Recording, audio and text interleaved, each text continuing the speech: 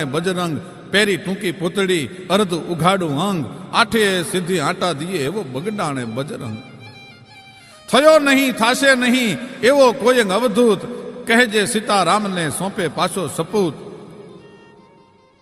એવા બજરંગદાસજી બાપા ગુરુ આજ્ઞા લઈને સૌરાષ્ટ્રમાં વિચરણ કરેલું. વલ્લભીપુરમાં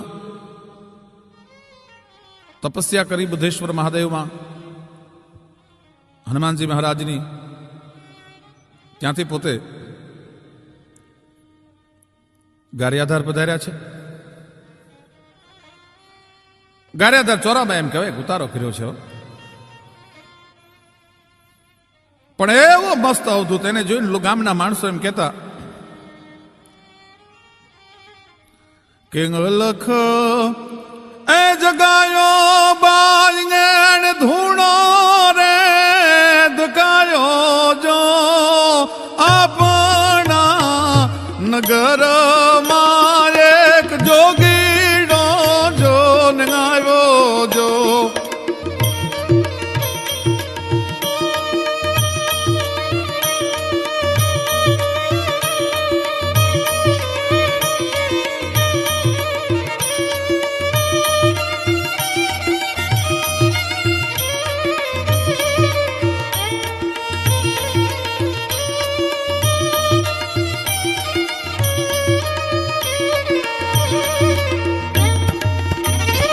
અન કોઈ એ કહે છે બાજને ઉજેણી નો રાજા જો કોઈ કહે છે રાજા ગોપી ચાંદ આવ્યો જો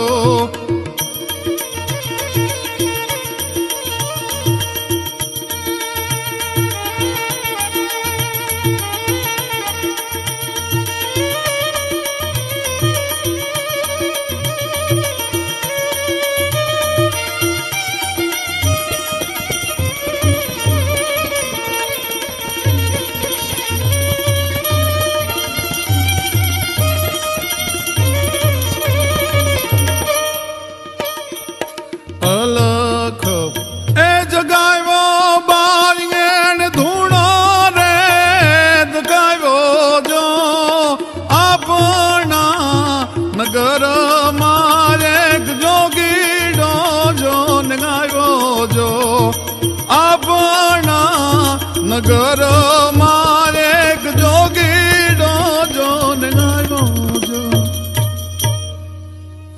ગારિયાધારમાં તપસ્યા કરતા કરતા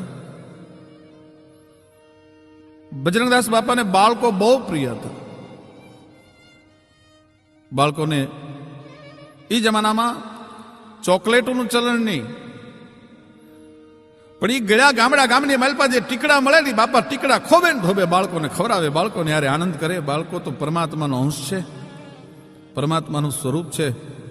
બ્રહ્મનું સ્વરૂપ માનીને બાળકોને હારે બાપા રેમા કરે.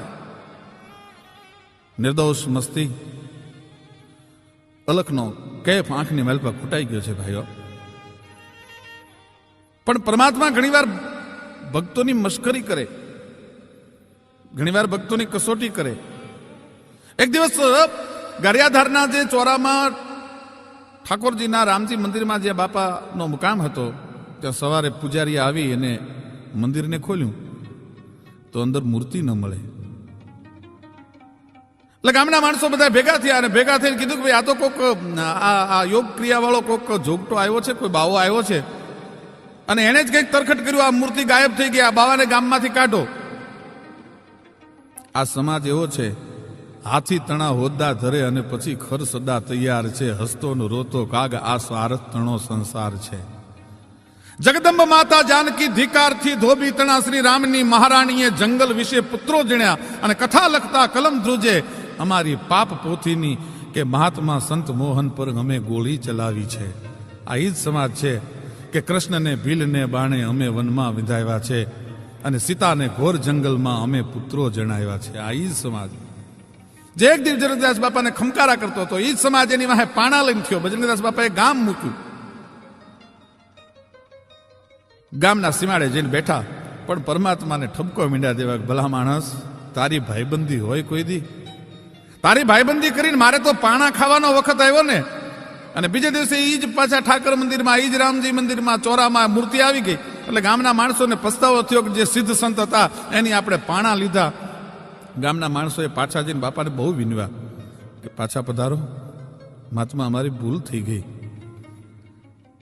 કે જે તારા ગામનો ભગવાન છે એ મને પાણા ખવડાવે, હવે એ તારા ગામના ભગવાનની ભાઈબંધી ન હોય. આજથી એની ભાઈબંધીમાં મૂકી દીધી છે. હવે એ ગામમાં પાછો બજરંગદાસ પગ ન ફરે. ત્યાંથી બજરંગદાસ બાપા કર્મોદર ગામમાં આવ્યા. કર્મોદર ગામમાં આવી અને ન્યાય એવો એને અલખ જગાવ્યો, અલખનો નાદ જગાવ્યો ભાઈઓ. અને ત્યાં 4 ભગવાન રામની પારાયણનું આયોજન કર્યું. 4 સપ્તાહો કર્યું. એમાં છેલ્લી સપ્તાહ, અને નાથુભાઈ પંચાલ નામનો એમનો પરમ ભક્ત નાથુભાઈ પોતાના જીવનનું તમામ એમ કહેવાય છે કે સમર્પણ છે એ બજરંગદાસ બાપાના ચરણોમાં કરી દીધેલું. 4થી સપ્તાહનું આયોજન ગામને ભેગું કર્યું. નાથુભાઈ પંચાળને બોલાવ્યા. પણ ગરીબ માણસો, ઘર મોટો અને તોટો ઘણો, વડો પિયુરો નામ, એ કારણ દાદા દુબલી મારું માર્ગ કાંઠે ગામ. મારે ઘર મોટો અને તોટો ઘણો અને વડો પિયુરો નામ. સંતના ચરણમાં ઓળઘોળ થઈ ગયેલો નાથુભાઈ, પણ ગરીબાઈથી ઘેરાઈ ગયેલો માણસો. બાપુની શું સેવા કરું, શું ન કરું. એમાં 4થી સપ્તાહના આયોજન વખતે ગામના માણસોને, કર્મોદરના માણસોને ભેળા કર્યા. બાપાએ કીધું કે હજી નાથું કેમ ન આવ્યું? બોલાવો નાથુને. નાથુભાઈ આવ્યા. વાલા, આવી ગયો બાપ, તારે જ રાહ જોતો હતો. નાથુ, આપણે સપ્તાહ કરવી છે અને એમાં થોડાક રૂપિયાની જરૂર છે. સંતની કસોટીએ ભક્તને ચડવું પડે ભાઈઓ. નાથુભાઈ મીંડ્યા વિચાર કરવા કે ઓહો બાવલિયા, લાજ રાખજો, મારી પાસે કાંઈ નથી. રામ બજરંગદાસ બાપાએ હામું જોઈને કીધું કે નાથુ, મારે ગામના માણા પાસે લાંબો હાથ નથી કરવો.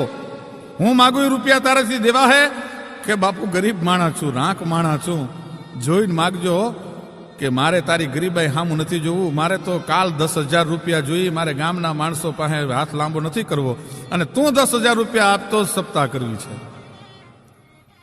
હા પાડી દીધી. બાપુ ભલે, કાલ હું 10,000 રૂપિયા લઈને હાજર થઈ જઈશ. પણ રાતે પથારીમાં પડખા ફેરવે હો, નીંદર નથી આવતી. એક તો હું ડ્રાઈવર તરીકે નોકરી કરું છું મસ્તરામજીને ત્યાં ભાવનગર. ટૂંકા પગારમાં ઘરનું પૂરું નથી થતું, એમાં બાવલીઓ 10,000 રૂપિયા માગે છે. ક્યાંથી આપવા? પણ હાય પરમાત્મા, તું લાજ રાખજો. મનમાં વિચાર, આખી રાત નીંદર નથી આવી. સવારમાં શેઠની ગાડી લઈને, મસ્તરામજીની ગાડી લઈને આવ્યા. તે ગાડી લઈને ભાવનગર ઉપડ્યા અને કે એવો નિર્ણય લીધો કે શેઠની જે ગાડી હતી એ ગાડી શેઠને પૂછ્યા વગરની ગીરો મૂકી અને 10,000 રૂપિયા લઈને સવારના પોરની મેલપા બાપાના શરણોમાં બીજે દિવસે આપી દીધા કે 10,000 રૂપિયા. બાપાએ પૂછ્યું નથી નાથુ રૂપિયા ક્યાંથી આવ્યા, શું કાંઈ. સપ્તાહના માંડવા નખાઈ ગયા. સપ્તાહ શરૂ થઈ ગઈ. 3 દિવસ થયા. બજરંગદાસ બાપા સપ્તાહનું જ્યારે આયોજન કરતા ત્યારે મુહૂર્ત ન જોતા. એ એમ કે છે કે બજરંગદાસ બાપા એમ કહેતા કે સકલ મુહૂર્ત હોય જબે રામ હોય જુવરાજ. દુનિયાનું તમામ મુહૂર્ત રામનું. જેથી રાજ તિલક થાય તેથી દુનિયાના તમામ મુહૂર્ત હોય. સપ્તાહના મુહૂર્ત જોવાના ન હોય. એમને જ્યારે મજા આવે ત્યારે તો એવી મસ્તી એમને હતી કે તરત જ સપ્તાહ શરૂ થઈ જાય. સપ્તાહ શરૂ થઈ 3 દિવસ થયા. મસ્તરામજીને ત્યાં ડ્રાઈવર તરીકે નાથુભાઈ જાતા નથી. ગાડી 3 દીથી આવી નથી. એટલે મસ્તરામજી ગોતતા ગોતતા કર્મોદર આવ્યા કે નાથુ કેમ ગયો? નાથુભાઈ મોઢું હંતાડે છે. મળવું કેમ શેઠને? કયા મોઢે કહું તારી ગાડીને હું ગીરવે મૂકીને આવ્યો છું? ગોત્યા નાથુભાઈને. નાથુભાઈ મળ્યા. પણ મસ્તરામજી એ સાધુનો દીકરો હતો, શ્રીમંત હતો, પણ સાધુનો દીકરો ભાઈ. એને એમ ન કીધું કે નાથુ મારી ગાડી તે ગીરવે મૂકી દીધી છે. એને ખબર પડી ગઈ હતી કે મારી ગાડી ગીરવે મુકાઈ ગઈ છે. પણ નાથુભાઈ 3 દી થયા તમે આવ્યા નથી. અને નાથુભાઈની આંખમાં એમ કહેવાય છે કે આહુના તોરણ બંધાણા. શેઠ, મારવું હોય તો મારી લ્યો અને ગાળું દેવી હોય તો ગાળું દઈ લ્યો, પણ મારા ગુરુ મહારાજની આજ્ઞા હતી 10,000 રૂપિયા દેવા. શેઠ, તમારી ગાડી મેં ગીરવે મૂકી દીધી છે. ગાડી ગીરવે મુકાઈ ગઈ. એક શબ્દ ન બોલ્યા. મસ્તરામજી. એણે કીધું કે તારા ગુરુ મહારાજની ઓળખાણ તો મને કરાવ્યું. આવ્યા ગુરુ મહારાજ પાસે, બજરંગદાસ બાપા પાસે આવ્યા. ભાઈ આવી અને ઓળખાણ આપી કે ભાઈ આ મસ્તરામજી શેઠ છે, આવો આવો વાલા. અહીંયા ગામમાં કોઈ હગાવાલા છે તમારા? કે ના બાપુ હગાવાલા નથી. એમ તો પછી સપ્તાહ સાંભળવા આવ્યા? કે ના બાપુ સપ્તાહ સાંભળવા નથી આવ્યા. એમાં એક ત્રીજો જણો જે હારે હતો એ ન રહી ગયો, એટલે એણે કીધું કે બાપુ સપ્તાહ સાંભળવા નથી આવ્યા ને અહીંયા અમારો કોઈ હગોવાલો છે નહીં, પણ આ અમારો આ તમારી પાસે જે નાથુ પંચાળ ઉભો ને અમારો ડ્રાઈવર છે, અને અમારી ગાડી ગીરો મૂકી દીધી, 10,000 રૂપિયા લાવીને તમને આપ્યા છે. અને બાવલિયાની આંખ બદલાની ભાઈઓ, તમે ત્રાંબા જેવી આંખ થઈને બજરંગદાસજી ઉભા થયા, ફેરવીને 2 લાફા મૂક્યા નાથુ પંચાળને કે ગાડી તારા બાપની હતી કે શેઠને પૂછ્યા વગરની ગીરવે મૂકી દીધી? તેથી નાથુ પંચાળ ધ્રુજતા ધ્રુજતા બોલ્યો તો બાપુ ગાડી મારા બાપની નહોતી, પણ મારા બાપ હાટે રૂપિયાની જરૂર હતી ને એટલે ગીરે મૂકીને આવ્યો છો. આહુડાની ધાર થઈ આંખમાંથી ભાઈ. બજરંગદાસજીનો હુકમ છૂટી ગયો કે નાથુ સામે જે મારી જોડી ટીંગાઈ છે ને એમાંથી 10,000 રૂપિયા છે એ લઈ આવી અને તારા શેઠને પાછા આપી દે. ઈ જ નોટું, 1 રૂપિયો વાપરેલો નહીં. એ 10,000 રૂપિયા એમ નામ જોડીમાંથી લાવીને મસ્તરામજીને આપી દીધા. પણ મસ્તરામને 1 સેકન્ડમાં ખબર પડી ગઈ કે આ કોઈ સામાન્ય સાધુ ન હોઈ શકે. બેની વચ્ચે રૂપિયા પડ્યા છે. ચા આવી, ચા પીધી કે વાલા તમારા રૂપિયા લઈ લ્યો. બાપુ રૂપિયા મને મળી ગયા, આ 10,000 તો આપના શરણોમાં અર્પણ કરીને જાઉં છું, ગાડી હું મારી રીતે છોડાવી લઈશો. પણ મજાની વાત એ છે કે નાથુ પંચાળને 2 લાફા બાપાએ માર્યા ને એમ કીધું તું ગાડી તારા બાપની છે? ગાડી તારા બાપની નહોતી, તું ગીરવે મૂકી આવ્યો ને. એ 2 લાફામાં નાથુભાઈને ત્યાં 2 ગાડીઓ થઈ. અત્યારે એમને ત્યાં 10 ગાડીઓ નાથુભાઈને ત્યાં ફરે છે. બાપાના 2 લાફામાંથી 2 ગાડીઓ થઈ અને અત્યારે એના છોકરાઓ 10-10 ગાડીઓમાં ફરે છે. બાપાએ આવા જીવનમાં પરચા આપેલા, ભક્તોને ન્યાલ પણ કરી દીધેલા, ભક્તોની કસોટી પણ કરેલી. એટલો બજરંગદાસ બાપાનો પ્રભાવ હતો. એમાં પ્રસંગ એવો બન્યો કે વલભીપુર પાસેનું કાનપર ગામ, અનેક બાપાના પરચાઓ છે, પણ ભક્તોને ન્યાલ કરે એનું નામ સંત કહેવાય. સંકટ સમયે આવીને ઉભો રહે એનું નામ સાધુ કહેવાય. કાનપર ગામમાં ગોવિંદ પટેલ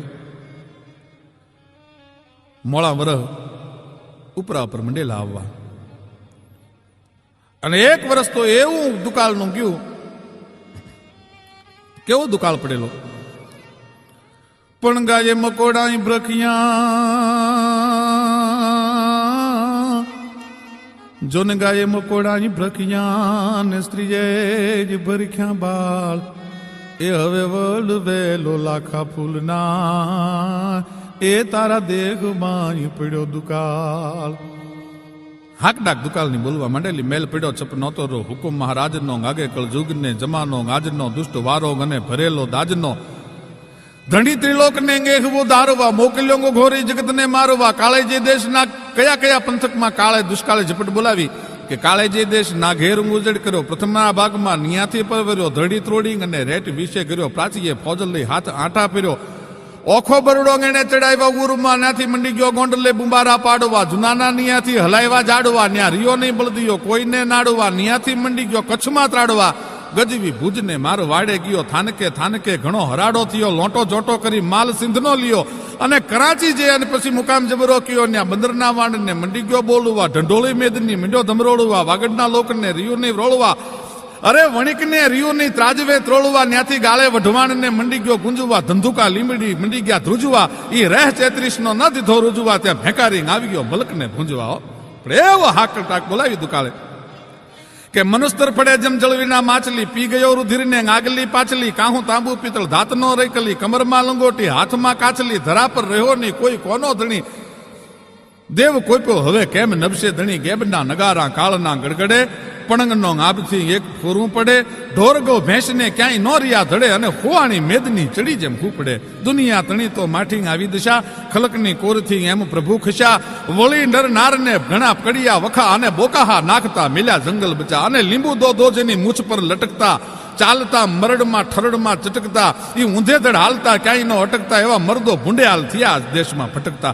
એવા મર્દો એમ કહેવાય કે જેની મૂછ ઉપર લીંબુ ઠરતા હોય એવા મર્દો આજ કંગાલ થઈ ગયા. હાથમાં રામપાત્ર લઈને એક દી એમ કહેવાય કે લાફસ્યું અને શિરાથી અવેડા ભરી ભરી અને જગતને હદાવ્રત આપ્યું હોય એવા મર્દો આજ હાથમાં રામપાત્ર લઈને શેરીએ શેરીએ ભીખ માંગવા માંડ્યા. અને એવો દુકાળ 3 વર્ષ ગયા. ગોવિંદ પટેલનું સુખી ખોરણું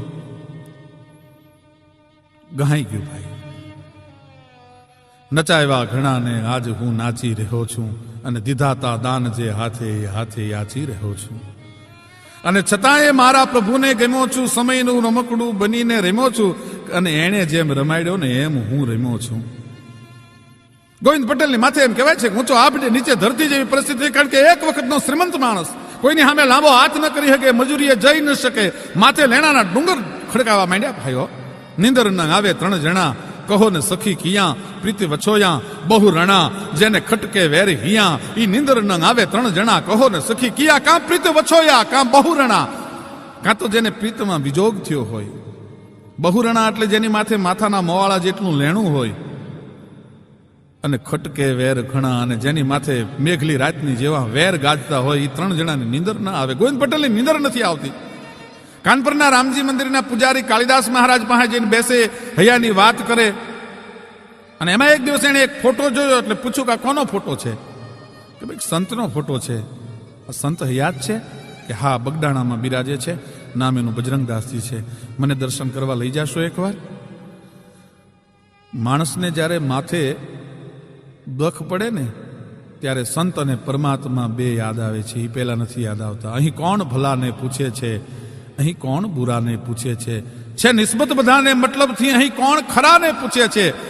અરે ફૂલોમાંથી અત્તરને નીચોવી લીધા પછી આ જગતમાં કોણ ફૂલોની દશાને પૂછે છે.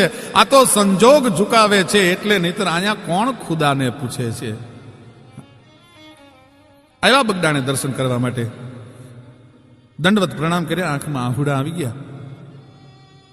બાપાએ માથે મીઠો હાથ ફેરવ્યો. પટેલ મુંજાશોમાં વાલા, માણસની માથે હક દખતો આવ્યા કરે, જાજાણ ટકે નહીં હો. આ તો સમયનું ચક્ર છે, કાળનું ચક્ર છે. પટેલ મુંજાવાની જરૂર ન હોય. થોડીક હિંમત આવી ગઈ. પણ બાપાની રજા લઈને હાલતી વખતે પ્રતિજ્ઞા લીધી કે જ્યાં સુધી બગદાણાનો બાવલીઓ બજરંગદાસ બાપો બંડીધારી મારા આંગણે ન આવે ત્યાં સુધી હું પાત્રમાં જમીશ નહીં. ત્યાં સુધી હું કરપાત્રી રહીશ. મારા હાથની માલપા જ હું જમીશ, પગની માલપા હું.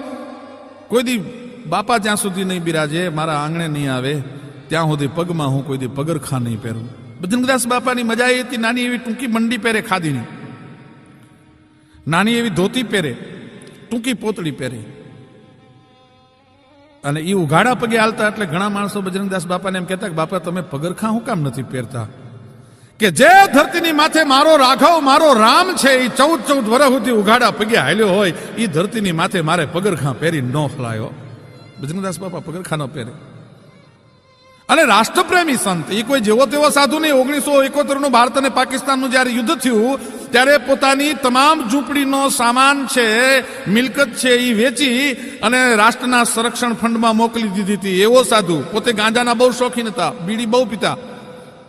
પણ સરકારે જ્યારથી નશાબંધીનો કાયદો અમલમાં મૂક્યો ત્યારથી ગાંજો અને બીડી છોડી દીધા.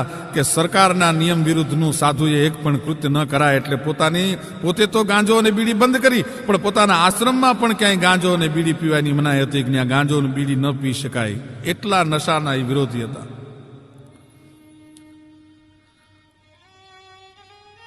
ગોવિંદ પટેલે મનમાં નક્કી કર્યું કે બાપુ જો પધારે ત્યાર પછી જ હું પાત્રમાં જમીશ. એટલે પોતે હાથમાં જમતા. એમાં પોતાની વાડીમાં શંકરચાર કપાસ કરેલો.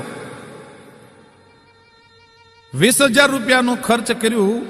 અને જ્યારે ઉપજ આવી શંકરચારની ત્યારે 8,000 રૂપિયાની ઉપજ આવી. અને 8,000ની જ્યારે ઉપજ આવી એટલે ગોવિંદ પટેલ એમ થયું કે ઓહો, માથે 86,000નું લેણું છે અને 8,000માં હું આપું કોને? 8,000 રૂપિયા લઈ બગદાણા આવ્યા. બાપુના શરણોમાં છેલ્લા રૂપિયા હતા એ ધરી દીધા. ભાઈ મનમાં નક્કી કર્યું કે હવે આ ખોળ્યું ફરીવાર. હે બજરંગદાસ બાવલિયા, હવે તારા દર્શન નહીં કરી શકે, કારણ કે માથે લેણિયાતોને એટલી બધી ધોંસ છે, હું કોઈને જવાબ નથી દઈ શકતો. આ છેલ્લા મારી જે આવકના પૈસા હતા ને તો તારા શરણમાં ધરીને વયો જાઉં છું બાવલી. આ છેલ્લી વારના મારા સીતારામ છે.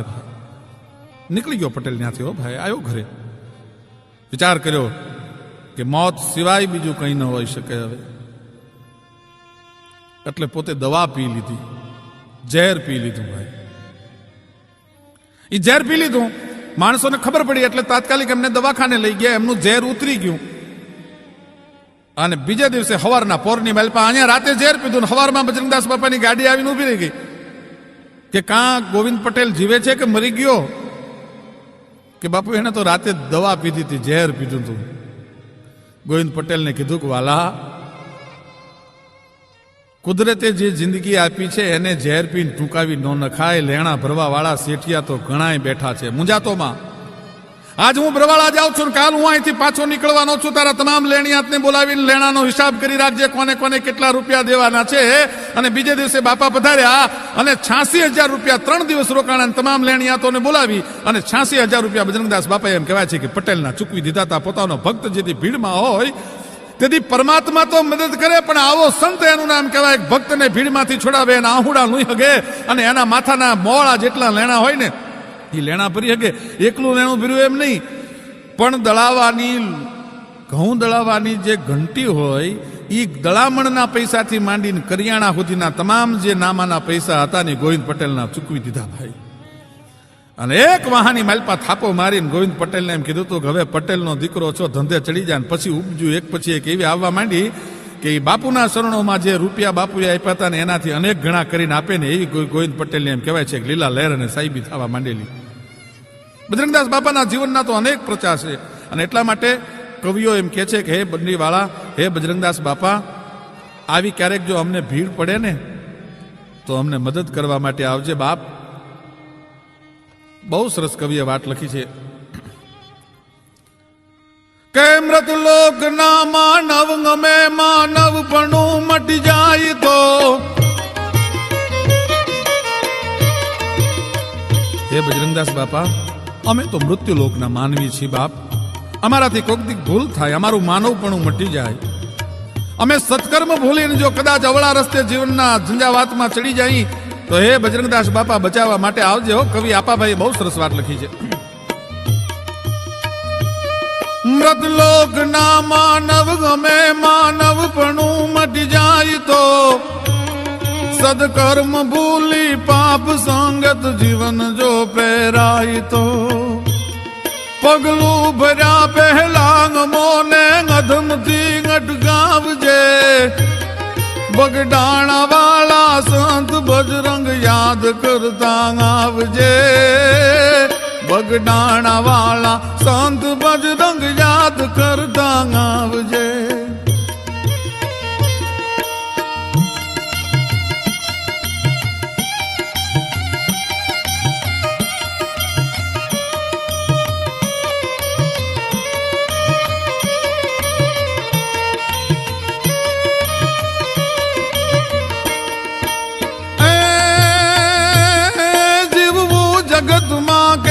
જીવન વિકટ ગા વ્યવહાર છે.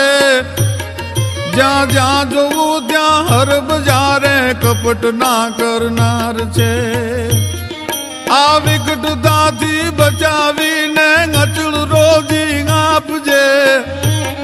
બગડાણા વાળા સંત બજરંગ યાદ કરતા આવજે.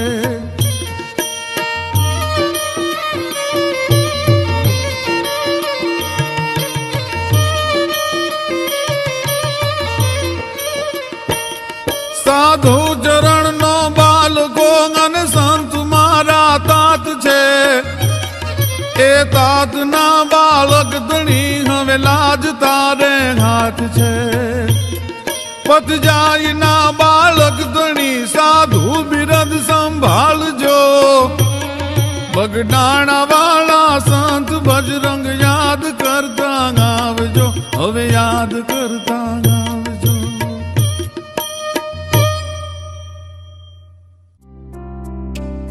સુર મંદિરના સુપરહિટ સોંગ્સ જોવા અને સાંભળવા માટે ડાઉનલોડ કરો સુર મંદિર એપ.